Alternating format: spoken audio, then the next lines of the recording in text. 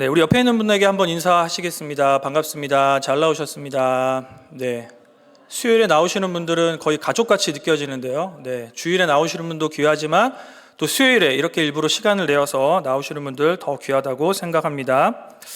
네, 우리는 계속해서 아름다운 구원의 이야기를 또 함께 나누고 있습니다. 이 구원론에 대해서 우리가 쭉 지금 공부하고 있는데요.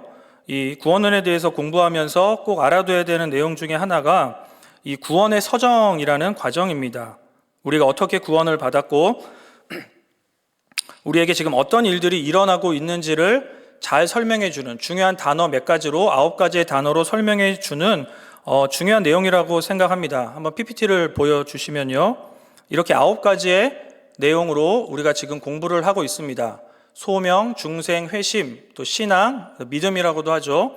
또 칭의, 수양, 입양이라고도 하고요. 성, 견, 영, 성화, 견인, 영화라고 하는 이 9가지의 과정, 이 단계를 우리가 지금 하나씩 목사님들과 함께 나누고 배우고 있습니다. 이 9가지는요, 어떤 단계라거나 어떤 시간적인 순서라기보다는요, 우리가 구원받을 때 나타나는 어떤 영적인 반응, 또 우리 안에 나타나는 영적인 역사를 설명하는 중요한 단어들이라고 생각을 합니다.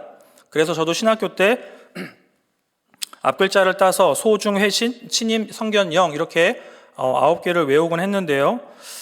이 9가지가 우리가 또 머릿속에 잘 들어 있어야 우리가 복음을 전할 때 우리가 이제 올해 담대한 복음의 증인들로 또 사명을 받아서 살아가야 되는데 그냥 교회 나오세요 이렇게 말하기보다는 우리 주변의 이웃들에게 우리가 이런 것들을 하나씩 설명하면서 우리 자체가 교회로서 또 복음을 전하는 중요한 역할을 또 잘 감당하면 너무나 좋을 것 같습니다. 그래서 오늘 우리는요, 구원의 서정 중에 5번째죠. 칭의에 대해서 함께 나누기를 원합니다. 이 칭의의 교리는 구원의 꽃이라고 할 수 있습니다. 이 칭의에 대한 이 진리를 바르게 붙드느냐 그렇지 못하느냐에 따라서 교회와 성도, 우리의 신앙이 무너지기도 하고요. 또 새롭게 세워지는 역사가 일어나기도 합니다. 우리가 너무나 잘 아는 칭의와 관련된 중요한 내용이 있죠. 바로 이신칭의입니다. PPT를 보여주시면 이신칭의 우리 많이 들어보셨죠? 믿음으로 의롭다함을 받는다라고 하는 그러한 내용입니다. 바로 이 진리의 재발견으로 우리가 지금 섬기는 교회, 이 개신교의 역사가 바로 이 지점에서부터 시작되었습니다. 이신칭의, 믿음으로 의롭게 된다라고 하는 이 내용의 중요한 포인트가 여러분 어디 있겠어요? 어떤 위대한 신학자나 어떤 목회자가 창조해낸 진리가 아니라는 것이죠. 이미 구약에서부터 창세기에서부터 흐르고 있었던 너무나 중요한 진리였는데 많은 사람들이 보지 못했고 또 무지했었는데 종교개혁자들이 성경에 감동을 받아서 바로 이 진리를 재발견해 내었다라는 겁니다. 그러니까 중요한 포인트는요, 재발견된 진리라는 거예요. 믿음으로 구원받고 믿음으로 의롭게 된다라는 것은 어떤 한 시점에서 이루어진 것이 아니라 이미 성경 전체에 흐르고 있는 너무나도 중요한 메시지고 또 복음의 진리라는 거예요. 여러분, 이처럼 우리가 구원받음에 있어서 이 믿음이라고 하는 것이 얼마나 중요한 요소입니까? 여러분, 그래서 이 이신칭의의 교리는요, 너무나 중요하죠. 이신칭의의 진리를 통해서 우리가 구원을 받을 뿐만이 아니라 성경이 열리고 또 성경이 해석이 되는 저는 중요한 일이 이 과정을 통해서 일어난다고 생각합니다. 예수님 당시에 유대인들과 바리새인들이 얼마나 성경을 정말 귀하게 여기지 않았습니까? 얼마나 열심히 읽고 문자 그대로 살려고 막 몸부림 친 거 아니겠습니까? 여러분, 그러나 그들은요, 성경을 올바로 읽어내지를 못하는 거예요. 올바로 해석하지 못하면서 어떤 일이 벌어집니까? 성경에서 약속하신 예수 그리스도가 이 땅에 오셨음에도 불구하고 알아보지를 못하는 거예요. 여러분, 성경을 정말 열심히 읽고 그 성경의 문자 하나하나를 귀하게 여겼다면 예수 그리스도가 이 땅에 오셨을 때 하나님의 아들 바로 그 창조주 예수님이 이 땅에 오셨을 때 알아봐야 되는 거 아니겠습니까? 여러분, 그런데 그들은 성경을 올바로 해석하고 올바로 이해하지 못했기 때문에 예수 그리스도가 이 땅에 오셨음에도 불구하고 알아보지 못하고요. 알아보지 못하는 수준이 아니라 십자가에 못 박아 죽이기까지 하는 아주 비참하고 안타까운 일을 벌였다라는 거예요. 여러분, 왜 이런 일이 벌어지겠습니까? 바로 성경을 이신칭의의 관점으로 보지 않았기 때문이라고 생각해요. 그래서 아무리 성경을 열심히 읽어도 그들이 그 읽는 성경이 그들 앞에 열리지 않으면서 정말 구원받아야 되는데, 성경을 계속 읽고 해석하고 적용하면서 그 속에서 구원이 이루어져야 되는데 구원받지 못하는 일이 일어나고 있는 거 아니겠습니까? 여러분, 이처럼 성경을 바라보는 관점이 너무나 중요합니다. 많은 양을 규칙적으로 열심히 읽어가는 것도 중요하겠지만요, 더 중요한 것은요, 어떠한 관점과 어떠한 태도로 성경을 읽어가느냐가 전 더 중요하다고 생각합니다. 여러분, 그래서 믿음으로 구원받음이라는 이 내용으로 이 큰 주제를 가지고 성경을 읽지 못하면 성경은 열리지 않는다고 생각하는 겁니다. 중세 로마 카톨릭의 이 구원론이 뭐예요? 일종의 행위구원, 자력구원 아니겠습니까? 인간의 노력, 행위를 구원받는 것의 중요한 좌표로 여기는 거예요. 그래서 이들은 어떻게 합니까? 계속해서 이 행위 구원이죠. 내가 열심히 노력하고 공로를 더 쌓아야지만 구원받는다라는 내용들을 계속 설교하고 가르치고 있는 거예요.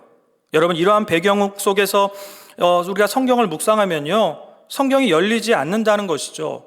오히려 성경을 읽으면 읽을수록 더 우리가 악해질 수 있는 것이고요, 또 사회를 혼란스럽게 만들기도 하면서 여러 가지 사회적인 큰 문제를 일으킬 수 있다고 생각합니다. 종교개혁의 선봉에 섰던 루터도요, 바로 이 이신층이죠. 이 믿음으로 구원받음이라고 하는 이 놀라운 진리가 깨달아지면서 종교개혁이라고 하는 엄청난 하나님의 사명을 이룬 거 아니겠습니까?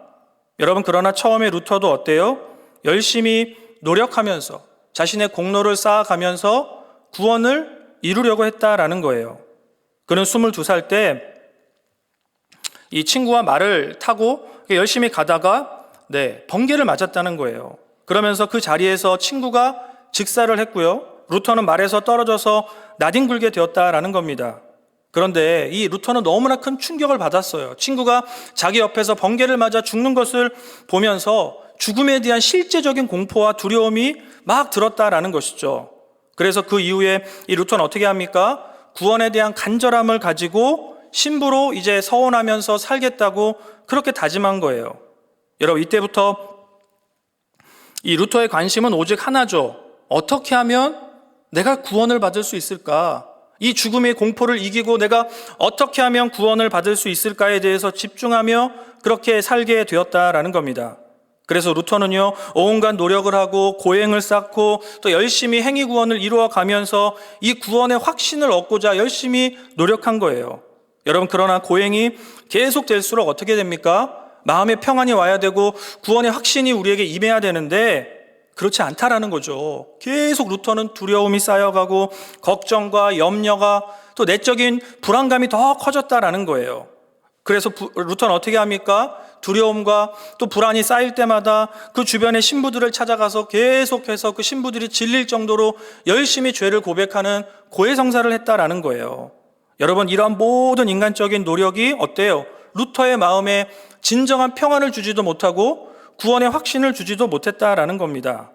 그러던 차에 이 루터의 삶에 큰 변화가 일어나죠. 그 루터의 삶을 변화시킨 한순간이 나타나는데 바로 그것이 어떤 겁니까? 로마서예요. 로마서를 묵상하던 중에, 구체적으로 로마서 1장 17절을 그 한 절을 묵상하는 과정 속에서 내적인 회심과 엄청난 구원의 확신이 이루어졌다라는 거예요. 자, 로마서 1장 17절을 한번 보여주세요. 우리가 한번 우리에게도 그런 감동이 있는지 한번 읽어보겠습니다. 시작. 복음에는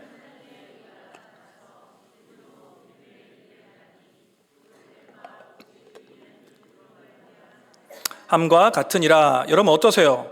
마음에 감동이 있으신가요? 루터처럼 더 큰 복음의 확신이 여러분 안에 들어가시나요? 여러분, 이 묵상, 이 말씀 한 구절을 묵상하는데 루터 안에 엄청난 내적인 충격과 회심의 역사가 그 속에 나타났다라는 거예요. 여러분, 루터는요, 이 말씀이 정말 깊이 깨달아지는 그 순간을 이렇게 간증합니다. PPT 보여주세요. 어떻게 간증합니까? 이 진리를 깨닫는 순간 열린 문을 통해 낙원으로 들어가는 것 같았다라고 그때 그 감격과 그 기쁨을 표현하고 있다라는 거예요. 그 루터 안에 고민되었던 여러 가지 내적인 문제가 해결되면서 구원의 확신이 그 마음속에 넘쳐났다라는 것이죠. 여러분, 이러한 루터의 재발견이에요. 이 루터의 재발견을 통해서 종교개혁이 시작되었고요. 오늘날 이 개신교회, 우리가 섬기는 이 교회가 세워지는 중요한 출발점이 여기에서 나타났다라는 겁니다. 여러분, 루터의 재발견이죠. 정말 놀라운 재발견이에요. 루터가 어떤 목적을 가지고 창조한 것도 아니고요. 교회를 세우기 위해서 만들어낸 어떤 원리와 논리도 아니에요. 하나님의 은혜로 말미암아 하나님이 내려주신 진리가 그 속에서 깨달아졌다라는 겁니다. 여러분, 이처럼 하나님은요, 우리에게 이미 말씀을 통해서 다 주셨다라는 것이죠. 여러분, 그래서 우리가 할 일은 무엇입니까? 우리가 보화를 캐내는 심정으로 루터처럼 열심히 말씀을 한 절 한 절 묵상하면서 정말 믿음으로 구원받는 것이 어떠한 것인지를 깊이 생각하고 깨달아야 할 줄로 믿습니다. 여러분, 그렇다면 칭의가 무엇입니까?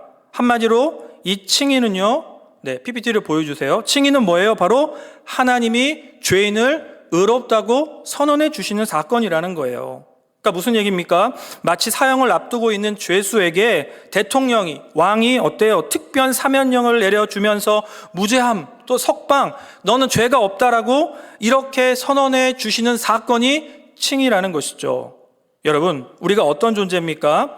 바로 죽음을 기다리는, 죽음을 목전에 두고 있는 사형수와 같은 존재 아니겠어요? 여러분, 우리는 죄인으로 태어나기 때문에, 그래서 우리는 하나님의 진노 가운데에서 지금 이 순간에도 살아가기 때문에 사형을 언도받은 사형수처럼 그렇게 하루하루를 살아가는 거예요. 아니, 살아간다고 말할 수 없어요. 우리는 점점 죽음을 향해 달려가고 있는 거 아니겠습니까? 여러분, 그래서 우리의 모든 인생들의 최종 결론이 죽음이기 때문에 우리의 모든 인생은요, 어때요? 비참해요. 너무나 비극적이죠. 아무리 텔레비에서 많은 사람들이 행복을 외치고 또 건강한 삶을 외쳐도요, 죽음 앞에 서 보면요, 그 모든 것들이 허무하고 그 모든 것들이 너무나도 비참하게 다가오는 거 아니겠습니까? 여러분, 그런데 이러한 비참한 인생들에게 소망이 선포되는 거 아닙니까? 그것이 바로 뭐예요? 칭의의 복음이라는 거예요. 믿음으로 구원받음이라는 엄청난 복음의 메시지가 예수 그리스도의 십자가 사건을 통해서 선포된 줄로 여러분 믿습니다. 여러분, 칭의가 그래서 무엇이겠어요? 칭의란 바로, 또 PPT를 보여주세요. 칭의란 최종 심판장이신 하나님이 죄인들에게 무죄를 선언하신 사건이에요. 놀랍지 않습니까, 여러분? 네. 아무도 감동이 없으신 것 같은데요, 여러분. 이거 엄청난 사건이에요, 여러분. 죄인들이 사형을 언도받은 그 죄인들이 이제 죽음을 향해 달려가고 있는데 그 죄인들에게 너 죄가 없다라고, 너 의롭다고 선언해 주시는 사건이죠. 여러분, 그래서 이 칭의는 뭐예요? 바로 법정의 용어예요. 법정의 용어. 무슨 의미입니까? 아주 진지하고 아주 공식적이고 아주 확실한 용어, 확실한 선포라는 것이죠. 여러분, 예를 들어 우리가 죄를 지으면 법정에 가겠죠. 법정에 가서 재판장 앞에서 재판을 받고 거기서 무죄가 되든지 벌금을 받든지 교도소로 가든지 그 판사 앞에서 결정되는 거 아니겠습니까? 여러분, 법정에서 판사의 결정은 어때요? 확실한 거예요. 판사가 죄인들, 그 많은 사람들 앞에 놓고 장난치지 않아요. 제가 있나 없나 모르겠네요. 이렇게 농담 따먹기 하지 않습니다. 판사의 한마디에 그 사람의 인생이 결정되는 거 아니겠습니까? 그리고 그 판사의 결정은 너무나 확실한 것이고 절대로 바뀌지 않는 절대적인 것이다 라는 거예요. 여러분, 이처럼 칭의는 무엇입니까? 이 세상의 최고의 결정자이시고 최종적인 재판장 되시는 하나님께서 우리 모든 인류에게 공식적으로 의롭다고 선포해 주시는 사건이라는 거예요. 무슨 말입니까? 칭의의 복음, 칭의의 은혜는요, 너무나 확실한 것이고 실제적으로 우리에게 영적으로 영향을 미치는, 우리를 구원하고 우리를 영원한 생명으로 인도할 수 있는 너무나도 확실하고 분명한 사건이라는 것이죠.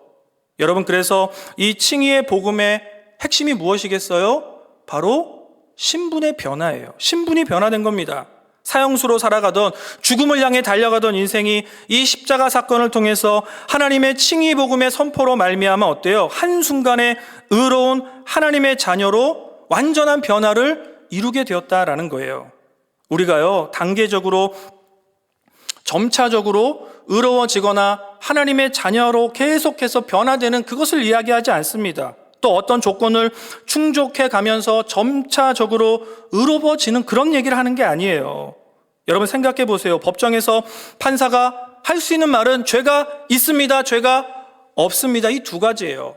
죄가 있을 수도 있고 없을 수도 있고 점차적으로 의인이 될 것 같습니다. 이런 가능성을 이야기하지 않습니다. 재판장이 선포하면 그 순간 그 사람의 모든 죄는 없어지거나 더 무거운 심판을 받게 되는 거 아니겠습니까?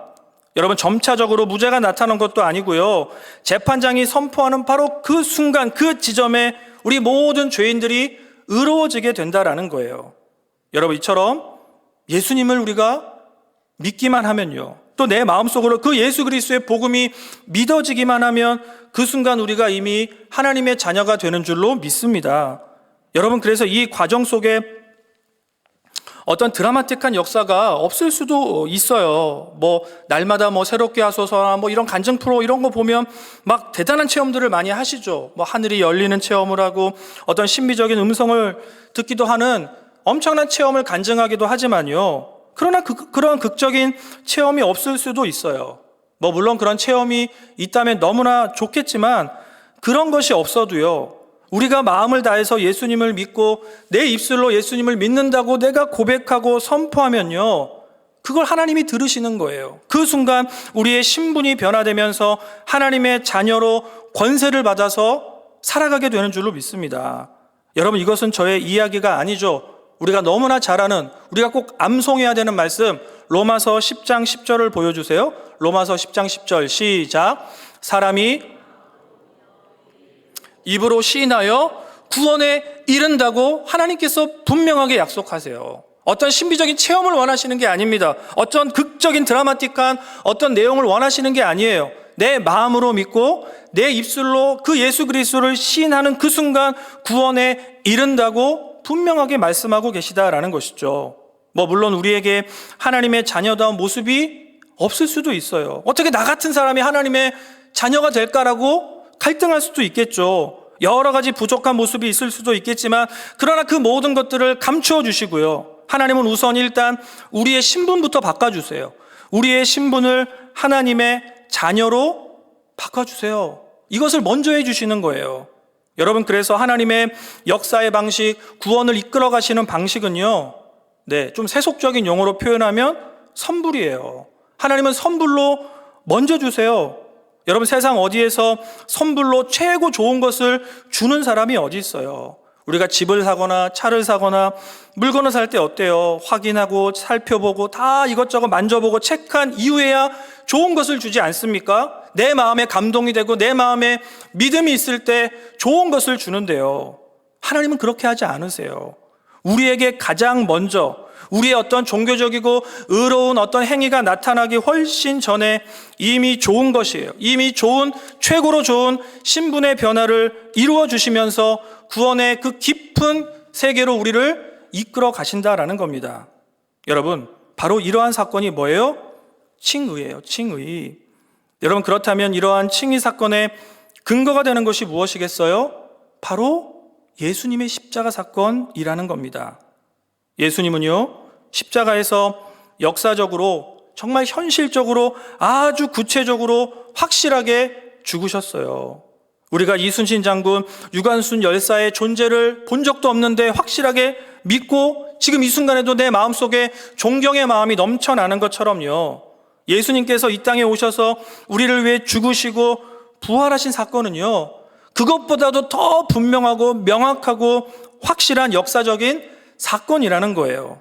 예수님은요, 2025년 전에 이 땅에 분명하게 오신 것이고요, 우리를 위해서, 나를 위해서 죽으셨어요. 이것은 신화나 동화가 아니에요. 누군가 지어낸 이야기가 아니라는 것이죠. 분명하게 우리가 살던 이 세상에 하나님이신 그분이 오셔서 십자가에서 아주 잔인하고 비참하게 죽으셨어요. 여러분, 이 부분에 대한 명확한 깨달음이 있어야 돼요. 십자가에 대한 감동과 기쁨이 우리 속에 넘쳐나는 것이 저는 너무나 중요하다고 생각해요. 우리 옆에 있는 분에게 한번 축복하실까요? 십자가의 은혜가 넘치십니다. 이렇게 한번 축복하실까요? 네. 그러면서 슬쩍 물어보세요. 믿어지시나요? 한번 물어보세요. 믿어지시나요? 십자가의 사랑이 믿어지세요, 여러분? 여러분, 칭의의 사건의 핵심은 그래서 뭐예요? 예수님이에요. 예수님 없이는 칭의 사건이 없어요. 칭의의 모든 사건은 뭐예요? 철저하게 예수님으로 시작되었고 예수님을 믿는 믿음으로 지금 이 순간에도 작동하고 있는 겁니다. 여러분, 그래서 칭의는요, 두 가지의 요소로 구성되어 있어요. PPT를 보여주세요. 두 가지 요소 어떤 겁니까? 첫 번째, 죄 사함, 죄 용서라고 하는 소극적이고 수동적인 요소가 있는 것이고요. 두 번째는 뭐예요? 그리스도의 의를 받는다라고 하는 적극적이고 능동적인 요소, 이 두 가지가 담겨 있다라는 거예요. 여러분, 먼저 이 죄 용서라는 내용이 무엇이겠어요? 바로 칭의가 일어나기 위해서, 칭의라고 하는 엄청난 우주적이고 신비적인 사건이 우리에게 일어나기 위해서 제일 먼저 하나님이 하시는 일이 무엇입니까? 죄의 옷을 벗겨주시는 거예요. 죄의 옷을 벗어야 돼요. 바울은 이 부분을 옛사람이라고 표현했어요. 옛사람, 골로새서 3장 9절을 한번 읽어볼까요? 골로새서 3장 9절 시작.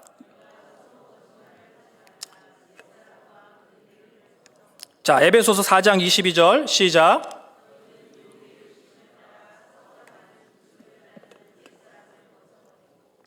네, 이런 표현이 많이 나오죠. 옛사람, 이게 뭐예요? 죄를 벗어버리라는 거예요. 벗어버리는 과정이 있어야 한다라는 거 아니겠습니까? 여러분, 어떻게 벗겨지겠어요?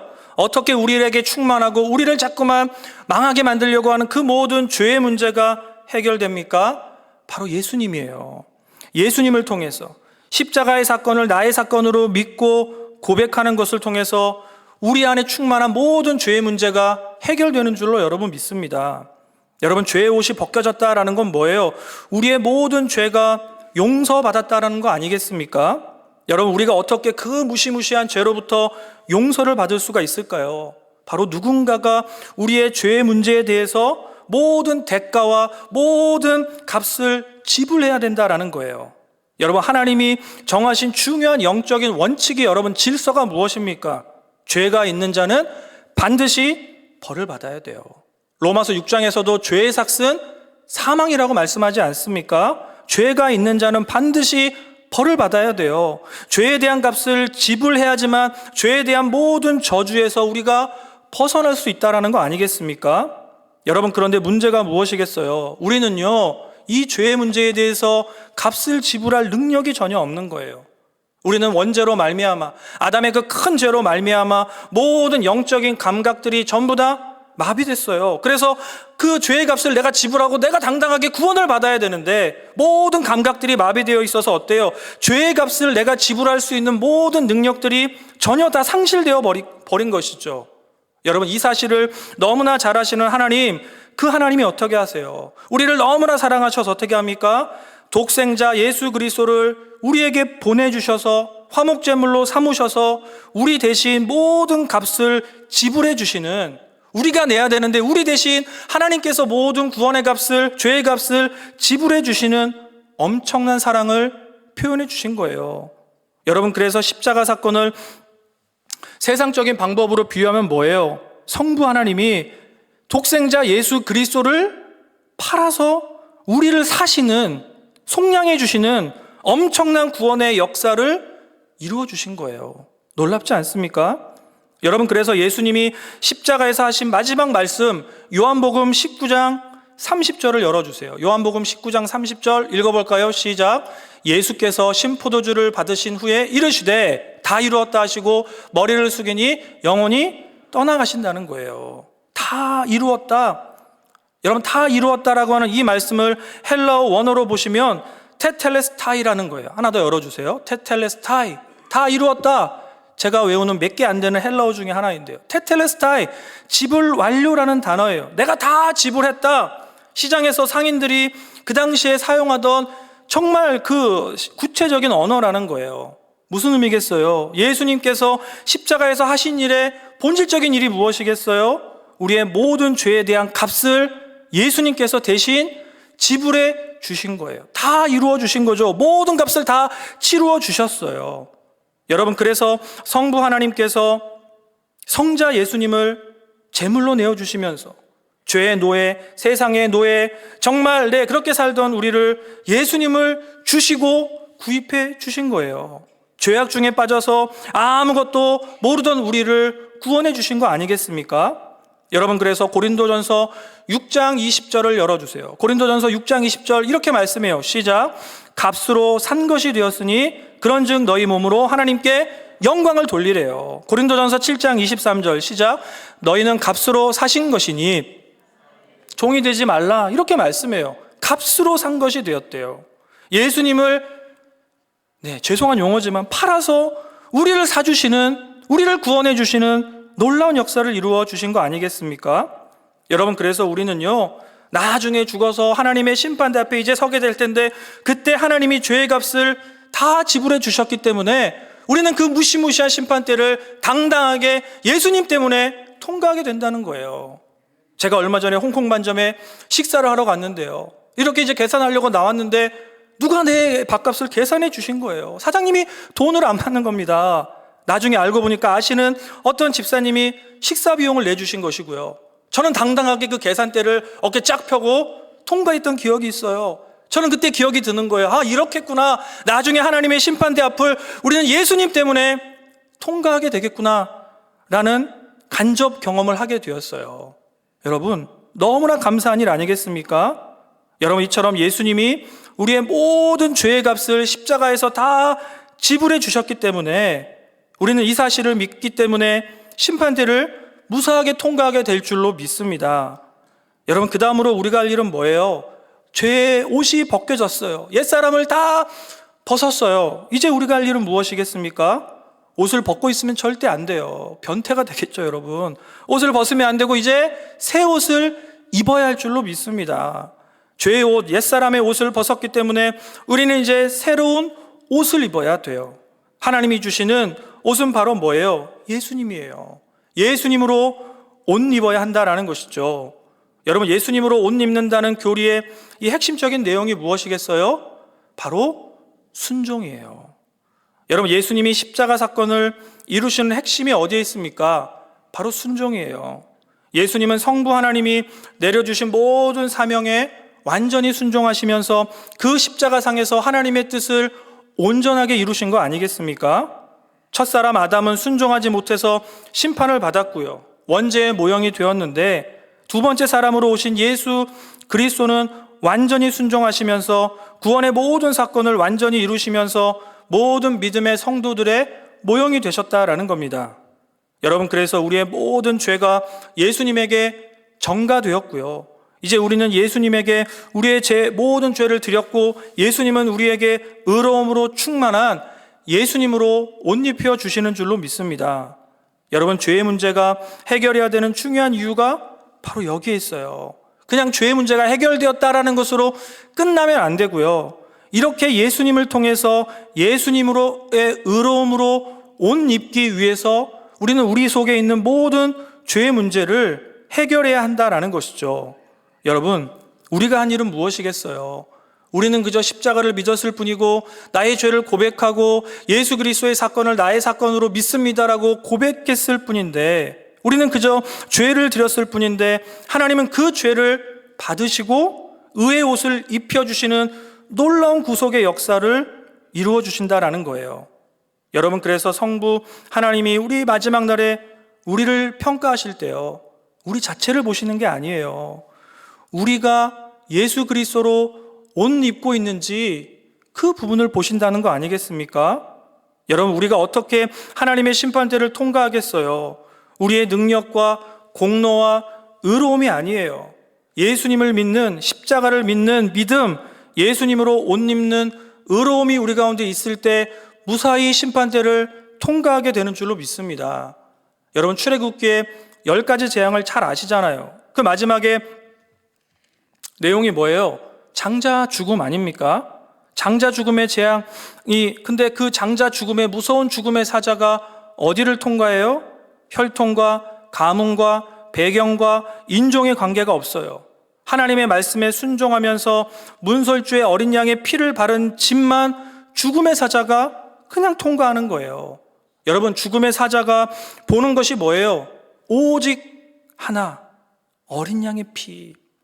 어린 양의 피 뒤로 모두 숨기만 하면 모든 죄가 덮어지면서 새로운 생명으로 살아나게 되는 거 아니겠습니까?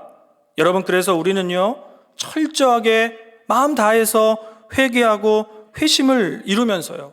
거기서 멈추는 것이 아니라 예수님으로 옷 입는 적극적인 순종의 과정을 이루어가야 할 줄로 믿습니다. 여러분, 회심만 하면 안 돼요. 그냥 내 속에 있는 것들을 자꾸만 비우기만 하면 안 됩니다. 우리는 예수 그리스도로 옷 입는 적극적인 순종의 모습을 보여야 할 줄로 여러분 믿습니다.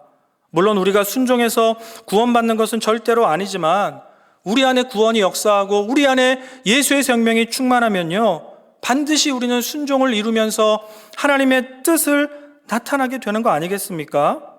여러분, 우리가 온전히 회개하고 회심을 이루면요, 그것으로 끝이 아니에요. 하나님은 바로 그 사람에게 반드시 그리스도로 옷 입혀주시고 그리스도로 옷 입을 때 우리가 완전한 천국과 완전한 구원의 역사를 이루게 된다라는 겁니다.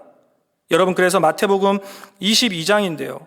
마태복음 22장에 보시면 혼인잔치집의 비유가 나와요.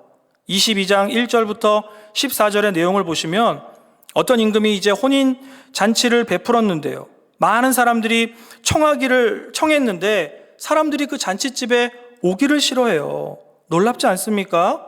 왕이, 대통령이, 임금이 이렇게 초청한 자리인데 사람들이 바빠서 나 가지 못한다는 거예요. 내가 너무 세상 일에 바빠서 그 잔치에 갈 수 없습니다, 이러는 거죠. 그래서 어떻게 합니까? 임금은 종들을 시켜서 길에서 만나는 사람들마다 그냥 무작위로 데리고 와서 이 잔치 자리를 채우라고 그렇게 종들에게 명령해요. 종들은요, 이 명령에 열심히 순종하면서 열심히 일했고요. 잔치 자리가 막 가득 이제 사람들로 길거리에 나가서 종들이 많이 일을 했으니까요, 이제 가득 잔치 자리가 채워진 거예요. 그래서 종들은 이제 왕이 너무나 좋아하고, 야, 이렇게 많은 사람들이 모였으니까 왕이 너무나 기뻐하겠다라고 했는데, 그런데 왕이 들어와서 어떻게 반응합니까? 22장 11절에 보시면 임금이 모여있는 손님들을 보러 왔는데요, 어떤 일을 해요? 그 많이 모인 사람들을 보고 와, 많이 왔다 이렇게 기뻐하지 않아요. 어떤 일을 합니까? 예복을 입지 않은 한 사람을 본 거예요. 그 한 사람 때문에 엄청나게 화를 내면서 어떻게 예복도 입지 않고 이 자리에 있느냐, 이렇게 막 소리를 높이고 화를 내시면서 그냥 그것으로 끝나는 게 아니죠. 22장 13절로 보여주세요. 22장 13절. 자, 읽어볼까요? 시작. 임금이 내던지라 거기서 슬피 울며 이를 갈게 되리라 하니라, 이렇게 말씀해요. 이게 얼마나 무시무시한 선언이에요. 여러분, 심판장 되시는 예수 그리스도가 지금 무엇을 보고 계십니까? 마지막 때 많은 사람들이 모여 있는 것을 기뻐하는 것이 아니죠. 죄를 회개하고 회심의 역사만을 바라보시는 것이 아니라 그리스도로 옷 입고 있는지를 보신다는 거예요. 여러분, 예수님을 믿고 구원받은 주의 백성들은요, 이 땅에 살아가면서 옷을 꼭 갈아입어야 한다는 거예요. 믿음으로 구원받고 믿음으로 자꾸 순종하면서 예수님으로 옷 입는 완전한 변화를 이루어가야 된다라고 말씀하시는 거 아니겠습니까? 여러분, 이처럼 예수님은요, 십자가에서 우리를 위해 죽으시면서 우리의 모든 죄의 문제를 해결해 주셨고요, 의로 옷 입을 수 있도록 십자가에서 모든 율법을 완전히 성취해 주신 겁니다. 여러분, 그래서 우리가 할 일은 무엇이겠어요? 예수님의 십자가 사건을 확실하게 믿어야 될 것입니다. 나를 위해 죽으시고 또 나를 위해 부활하신 예수님을 고백하며 신앙해야 할 것입니다. 여러분, 그래서 우리는요, 이 칭의의 내용을 결론적으로 기억하시면서 이 두 가지의 축을 꼭 기억하셔야 돼요. 바로 십자가의 사건을 믿는 것과 말씀의 순종이라고 하는 이 두 축을 꼭 기억하시면서 믿고 순종하는 구원의 역사를 우리는 꼭 이루어 가야 할 것입니다. 자, 따라해 보실까요? 십자가의 사건을 믿는 것과 말씀에 순종하는 것. 다시 따라해 보실까요? 믿고 순종하는 것. 믿고 순종하는 것. 믿고 순종하는 것이 바로 이 칭의의 구원을 온전하게 이루는 구원의 중요한 두 축이 되어지는 줄로 믿습니다. 믿고 순종함으로 말미암아 그리스도로 옷 입고 하나님을 온전히 기쁘시게 하는 모든 성도님들 되시기를 간절히 축복합니다.